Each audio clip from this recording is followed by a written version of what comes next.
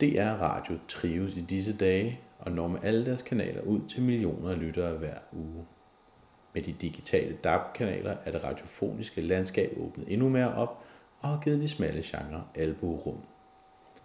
Lytterne jubler, men kunstnerne lider.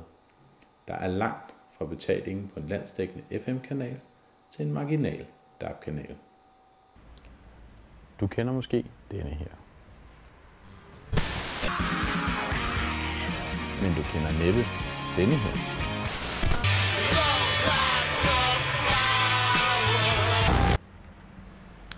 Samme musikere, men det første nummer var P3 vilde med, og det andet var de ligeglade med. Der er en stor økonomisk forskel for musikerne, når Danmarks mest magtfulde radiokanal P3 vælger musik fra kartoteket. Det her er DR-byen, hvor P3 holder til.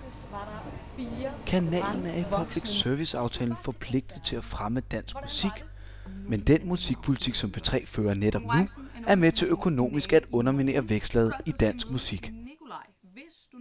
I en guitarbutik i det indre København møder vi Lorenzo Woodrose. Han er guitarist og forsanger i bandet Baby Woodrose. Så vi havde jo sådan en periode omkring 2004-5 stykker, hvor vi virkelig blev spillet meget på P3 dengang, og fik en P3-pris og alle sådan nogle ting. Og var i fjernsynet jo også.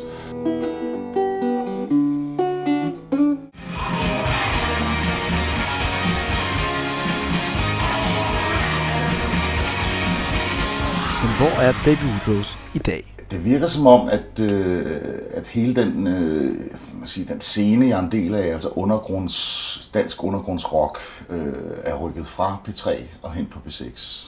Ude af takt med, at musikken er rykket fra P3 til DAB-kanalen P6, er pengene ikke flyttet med. Her får du dig og mig, og når jeg stikker af.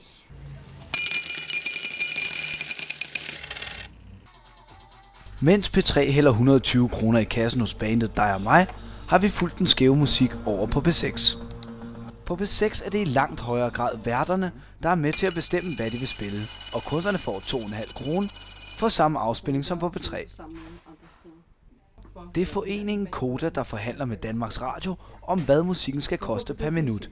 Som det ser ud nu, er taksten 37 kroner på P3 og kun 76 øre på P6. Godt nok er musikken flyttet, men hvad med betalingen? Altså dansk undergrundsrock, det er noget, der eksisterer på P6.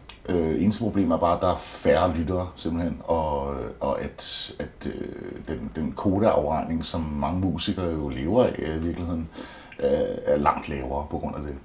Og specielt hvis man er på et uafhængigt pladeselskab, eller et pladeselskab, som har mindre penge og magt og pull, som det hedder. Der er det stort set umuligt. Altså. Vi har besøgt det lille pladeselskab Bad Afro Records på Vesterbro i København. Jeg hedder Lars Krog, og jeg er direktør for Bad Afro Records, og har været det siden 1996. Og direktør, ja, det er kun mig, så det giver sig selv. Lars Krog erkender, at han har haft svært ved at få hul igennem på P3. Det kan jo også være, at P3 bare ikke synes, at det, jeg udgiver, det er særlig spændende. Altså, det er også fair nok at synes det. men det er jo rigtig nok et eller andet sted, at jo, P6 spiller alle mine ting. Altså alle nye singler og nye danske bands, jeg udgiver. Så på en eller anden måde er det jo selvfølgelig rykket derover. Men hvad kan et uafhængigt pladeselskab så bruge P3 til? Når nu er så, at man næsten ved på forhånd, at de ikke spiller det, jeg udsender, så kan man jo ikke bruge radioen til ret meget. Så det gør jeg faktisk ikke nu. Jeg sender stadigvæk til dem, for selvfølgelig, det kunne jo være. Altså de har sådan det, de kalder P3, lyden af P3, og jeg har aldrig kunne finde ud af, hvad fanden den egentlig er. Så mens P3 spiller de store selskabers musik, sender Lars en kasse plader til Tyskland. Her hos det anerkendte musikmagasin Soundvenue i København ser man også Danmarks Radios magt. Det er en virkelig væsentlig magtfaktor, når det kommer til at make or breake unge bands. Ingen tvivl om det. Jeg vil synes, at det vil tjene DR godt fortsat at fokusere på at breake ny og anderledes og spændende musik, og ikke nødvendigvis konkurrere med de kommercielle radiokanaler.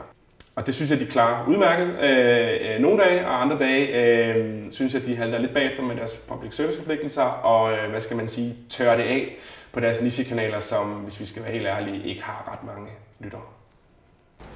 Tilbage i guitarforretningen lufter Lorenzo drømmen om et andet P3. Jeg synes bare, at det kunne være spændende at se, hvad der ville ske med de lidt skævere og lidt smallere bands på små uafhængige pladeselskaber, hvis man turer nogle gange at tage en chance. Altså. Mens Lorenzo stiger på cyklen, tager vi på ny ud til Danmarks Radio. Vært på P6 Carsten Holm mener, at musikken i dag på P3 er mere et supplement end et omdrejningspunkt. Og Anders Bøtter fra P6 mener, at P3 i dag i langt højere grad er en underholdningsradio. Der var heller ikke nogen, der havde tid i dag. På trods af 19 ubesvarede opkald til DR's musikchef Lars Trillingsgaard og en tung mailkorrespondance med Christian Ottenheim, P3's souschef, er det ikke lykkedes os at få nogen i tale.